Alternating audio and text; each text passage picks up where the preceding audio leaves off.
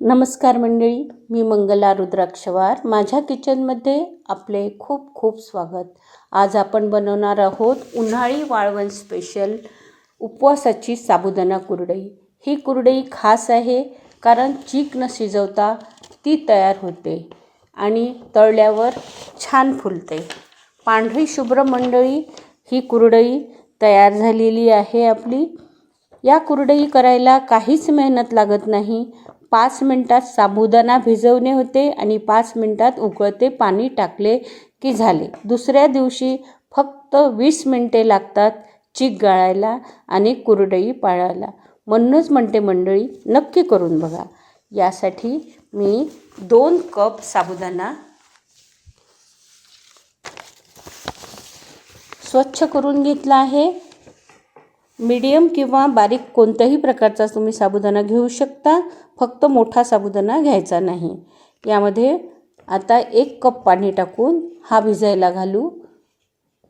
थोडासा साबुदाणा पाणी वर आलं पाहिजे साबुदाण्याच्या.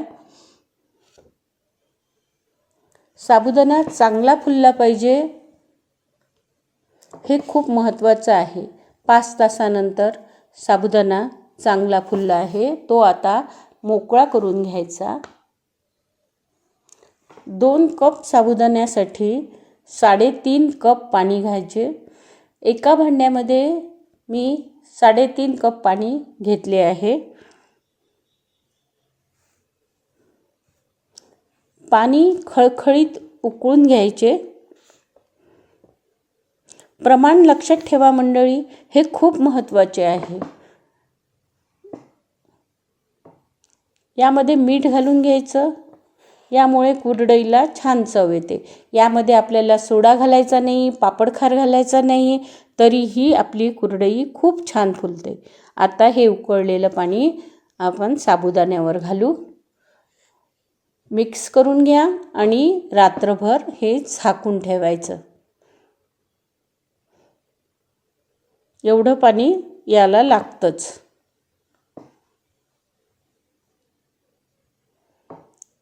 आता सकाळी बघूया साबुदाणा काय म्हणतोय ते. जवळजवळ हा साबुदाणा शिजलेलाच आहे. साबुदाणा लवकर शिजतो, त्यामुळे त्यामध्ये उकळते पाणी घालून झाकून ठेवले. यामुळे हा साबुदाणा शिजलेला आहे.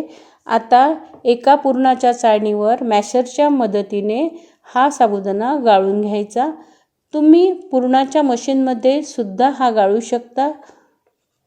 पूर्ण साबुदाणा असाच गाळून याचा चीक तयार करायचा. मी या प्रकारे सगळा चीक गाळून घेतला आहे. साबुदाणा चांगला मऊ झाला तर चीक पटकिनी तयार होतो. अशा प्रकारे न शिजवता आपला चीक तयार झाला आहे. आता पुढची स्टेप बघा मंडळी.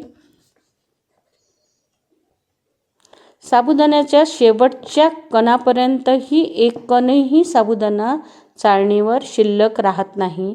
बिलकुल पूर्ण गळून साफ होऊन जाते आपली चाळणी.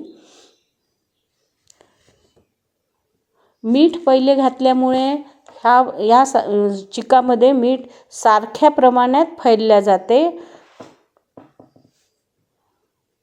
एका ताटामध्ये मी सगळा चीक काढून घेतला.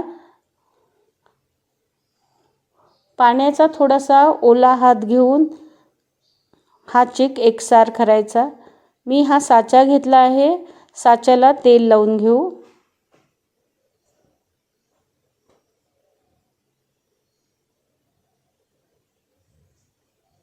बारीक किंवा जाडी पाती तुम्ही घेऊ शकता. मीठ मंडळी एक लक्षात ठेवा, मीठ पाण्यातच घाला. ही टीप तुम्ही लक्षात ठेवा. पाण्यात घातल्यामुळे पूर्ण चिकामध्ये मीठ पसरते. चीक थोडं एकसार करून साच्यात भरून कुरडई पाडून घेऊ. साच्यात चांगलं दाबून दाबून भरा.